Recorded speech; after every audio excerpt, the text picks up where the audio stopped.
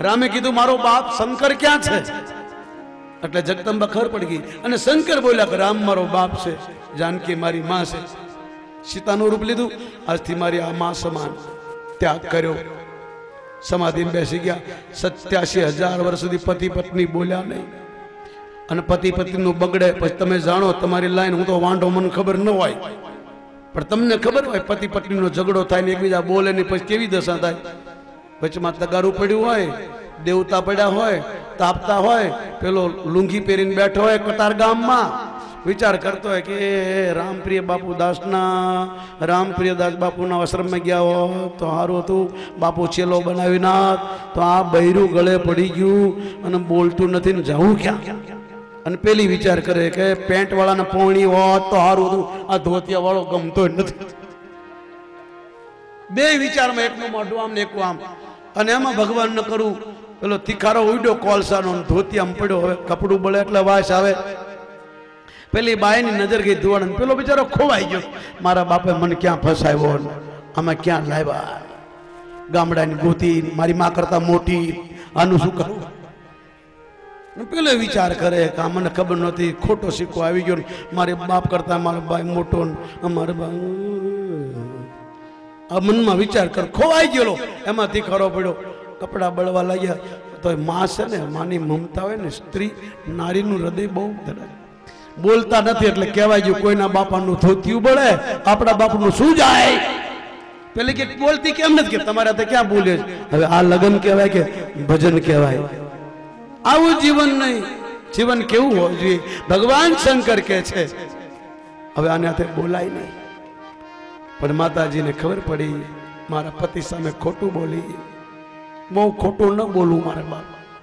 આપણા શાસ્ત્રમાં લખ્યું 3 જગ્યાએ ખોટું બોલો તો પાપ નહીં લાગે, પુણ્ય થશે. કતલખાનેથી ગાય બસતી હોય તો ખોટું બોલો. કોઈ બેન દીકરીનું ઘર બંધાતું હોય, કોઈ દીકરીનું ઘર બંધાતું હોય, જોડાતું હોય કોઈનું ઘર, તો ખોટું બોલો. કોઈ આવા સંતો પાપથી કલંકથી બચતા હોય તો ખોટું બોલો, પણ સાચા માટે હો. ખોટા માટે ખોટું બોલશો તો એની સજા મળશે. ભીમને મળી, ભીષ્મને મળી, કર્ણને મળી, દ્રોણાચાર્યને મળી, ખોટાને સાથ આપ્યો.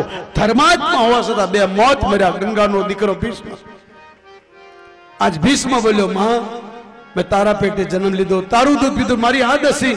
તો ગંગાએ કીધું, બેટા મને એ બાતનું દુઃખ છે કે તું મારો દીકરો થઈને આ પાપીઓને સાથ આપ્યો, તારે 2 મોત મરવું પડશે.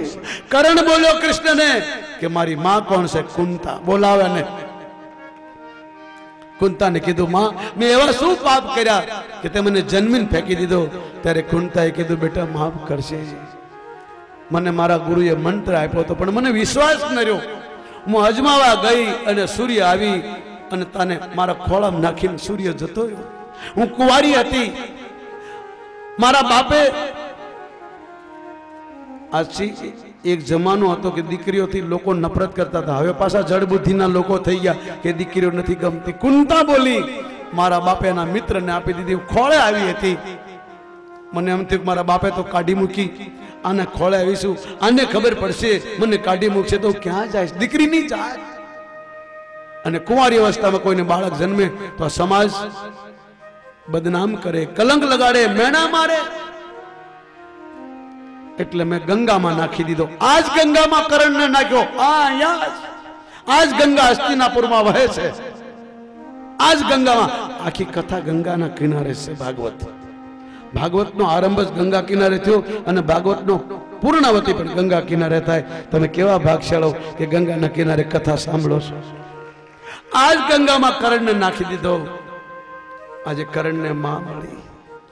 માં ભગવાન તને સ્ત્રી ન બનાવે, અને બનાવે ને તો માં હું પ્રભુને પ્રાર્થના કરું, તું કરજે જનની જણજે ભક્તને, કા દાતા ને કા સૂર, નહીં તો રહેજે વાંજણી, તારું મત ગુમાવજે નૂર. વાંજણી રહેજે પણ કોઈ હારાને જન્મ આવજે, દેશ ભક્તને, ભગવાનના ભક્તને. કારણ માં એ જ કહેવાય જેનો દીકરો પરમાત્માનો ભગત હોય, હરિનો ભગત હોય, ધાર્મિક હોય, નિર્વેશની હોય, આવા ધર્મના કામ કરતો હોય, ધર્મના કામમાં આગો હોય, દેશ માટે ધર્મ માટે દુખી થાય, સાધુ સંત બ્રાહ્મણ ગાયને પ્રેમ કરતો હોય, આવાને જન્મ આપજે. આ કરણ મરતા મરતા બોલો જનેતા એ જ કહેવાય જન્મ જે સંતને આપે. આ કરણ બોલ્યો ગંગાના કિનારે ન જન્મે સંત કે સુરો ન જન્મે સંત ઉપકારી ન જન્મે સંત ઉપકારી ન જન્મે સૂર્ય કે આ કરણની આવાજ આ ગંગાના કિનારે કરણ બોલ્યો ઉપકારી ન જન્મે સંત ઉપકારી ન કામા ના ભલે જન્મે સમજવી વાંજણી હે મારી ન કામા.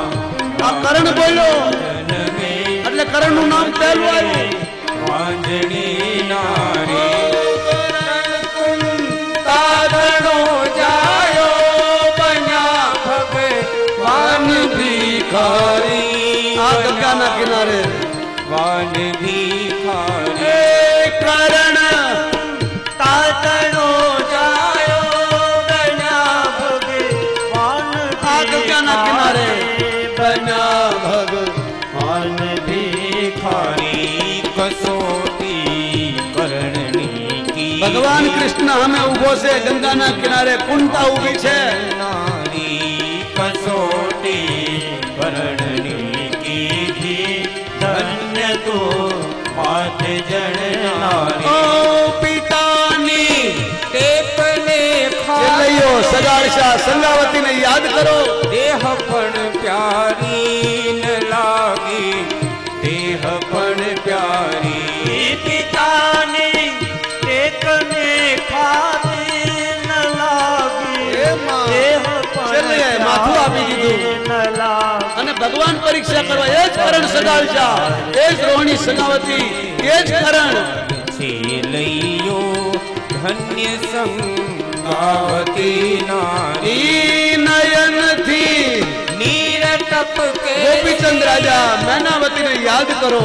પ્રેમ નિહાળી પુત્રનો પ્રેમ નિહાળી નયનથી નીરટપ કે આવી માં હોય આવો દીકરો નિહાળી સદાવે સાધુ બનાવી દીધું માએ. એ દીકરા બાબો બની જા તારો ઉદ્ધાર કર. આવતી માં ઓ સન્નારી હોય એ સમજે આ વાત બધાના મગજમાં નહીં આવે.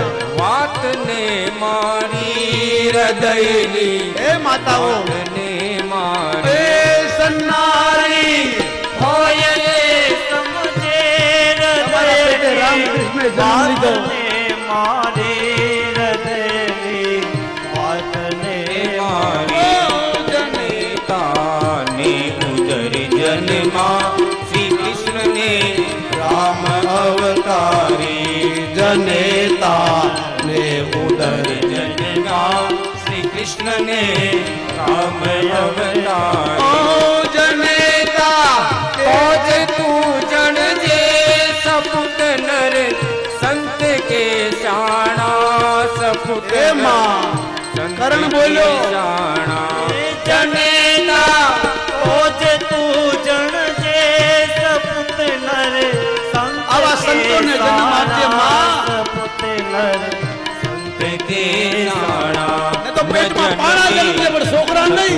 चंदू के पड़े पे भले પાણા પડજે પાણાને જન્મ આપજે પણ આવા કુંડાળા કાઢેવા નહીં.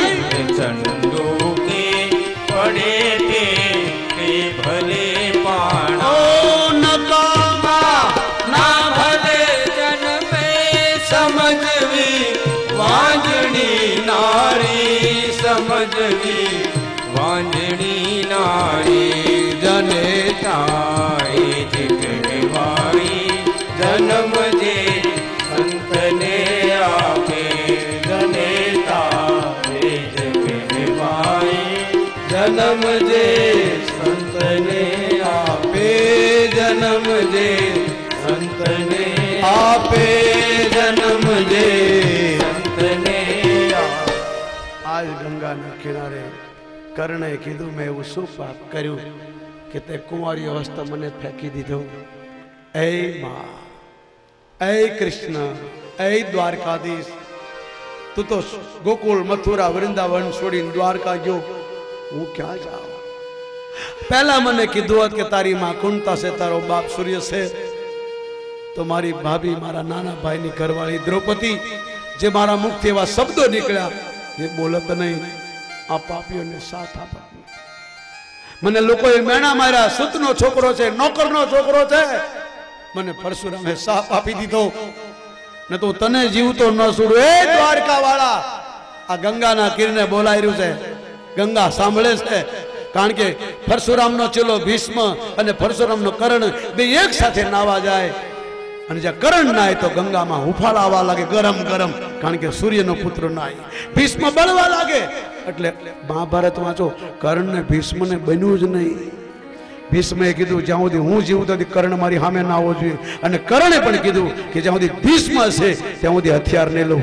મહાભારત વાંચો, ભાગવત વાંચો. એક ગુરુના ચેલા, એક ગુરુને હરાવ્યો, એક ગુરુ સાથે કપટ કર્યો. આજે કર્ણ બોલ્યો, એ કાળિયા ઠાકોર, તે મારા કુંડળ અને કવચ લીધા ન હોત, મારી સાથે તને મારવાના બે બાણ હતા અર્જુન ને કૃષ્ણને, અને આ કુંતાને મોકલી ન હોત તો દુનિયામાં તું ન હોત. ખેર, કુમારી અવસ્થા મને ફેંક્યો તો મારી એક ઈચ્છા પૂરી કરશો? બોલે બોલ. અને કર્ણે કીધું મને કુંવારી ભૂમિ, મારી બેન છે ગુજરાતમાં, મને ત્યાં લઈ જાઓ, મને ત્યાં બાળો. કૃષ્ણ, મારી ઈચ્છા પૂરી કરશો? બોલ્યા હા. બીજા જન્મ મને કાઠિયાવાડમાં જન્મ આપજો, હું સંતોની સેવા કરું. તથાસ્તુ કીધું. કર્ણે પ્રાણ છોડ્યા અને ભગવાને રથ સોનાનો તૈયાર કરી કર્ણને લઈ અને સુરત તાપી નદીના કિનારે આવ્યા. મારા બાપ ભગવાન કૃષ્ણએ ચિતાને તૈયાર કરી, આંખમાં આંસુ આવી ગયા.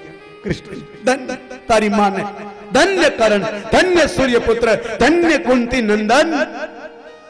અને જ્યાં અગ્નિ સંસ્કાર કરવા ગયા, તાપી નદીમાંથી એક દીકરી બહાર નીકળી, સફેદ કપડા પહેર્યા, ભાઈના શોકમાં.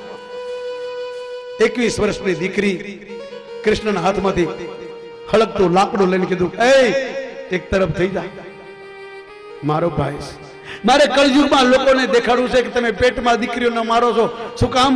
તમારે દીકરો જોઈએ, તમે મરી જાઓ એટલે દીકરો તમારા અગ્નિ સંસ્કાર કરે, દીકરી ન કરી શકે. મારે બતાવવું છે કે કળયુગમાં દીકરી અગ્નિ સંસ્કાર કરી શકે, અને કર્યો. અને જ્યાં અગ્નિ સંસ્કાર કરવા ગઈ ભાઈના, ત્યાં તો દેવતાના ડોક્ટર અશ્વિની કુમાર, એ સૂર્યના પુત્ર છે, કર્ણના ભાઈ છે, તાપીના ભાઈ છે, બંને ભાઈ આવ્યા. ત્રણેય ભાઈ બેને હાથમાં લાકડું રાખી કર્ણને અગ્નિ સંસ્કાર કર્યો. ભગવાનની આંખમાંથી આંસુ પડ્યા. ધન્ય કર્ણ, ધન્ય તારી માને, હું તને જાણી શક્યો નહીં. ભગવાન હોવા છતાં મેં તને યાદ કરાવ્યો, મેં તને મરાવ્યો, પણ મારી મજબૂરી હતી. મિત્ર, મને માફ કરજે, કારણ કે હું ધર્મ માટે આવ્યો છું. તે અધર્મને સાથ આપ્યો, પાપીઓને સાથ આપ્યો, એટલે હું મજબૂર છું. ધર્મના વિરોધમાં ચાલે. મેં મારી પત્નીને છોડી, મારા મા બાપને છોડ્યા, મારા ભાઈને છોડ્યો, મારી બેનના દીકરા અભિમન્યુને મેં મરાવી નાખ્યો, કારણ કે મને ધર્મ વાલો છે. મા બાપ, હું ધર્મ માટે આવું છું. ધર્મે રક્ષતો રક્ષતા, મારી ફરજમાં આવે છે ધર્મની રક્ષા કરવી. કોઈ ખોટું બોલે ને મારી નાખું, પાપ કરે ને મારી નાખું, અધર્મને સાથ આપે ને મારી નાખું. ધર્માત્મા પણ પાપીઓને સાથ આપે, ધર્માત્માને મારી નાખું, કારણ કે ધર્મ રક્ષતો રક્ષતા. કર્ણ, પણ તારી યાદમાં, આ તારા ત્રણેય ભાઈ બહેનની યાદમાં એક પીપળો ઉગશે અને 3 પાન આવશે. દુનિયા યાદ કરશે. જે લોકો તારા દર્શન કરશે, આજથી આનું નામ અશ્વિની કુમાર પડશે, અને આ પારસ પીપળાના દર્શન કરશે, એની આશા પડશે. તમે બહુ ભાગશાળી સુરતનગરમાં રહ્યો છો. અશ્વિની કુમાર જાજો, 3 પાનનો